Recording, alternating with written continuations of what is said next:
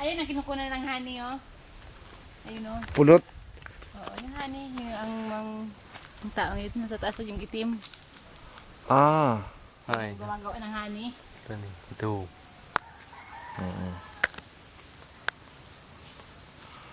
Hay nang bubuyog.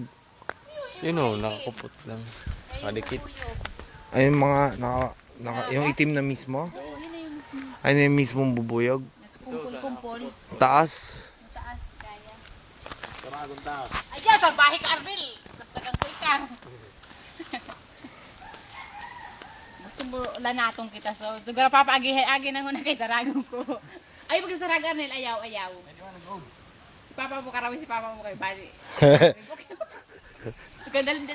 Dali, aso ka na. Dari ang arigos niyan.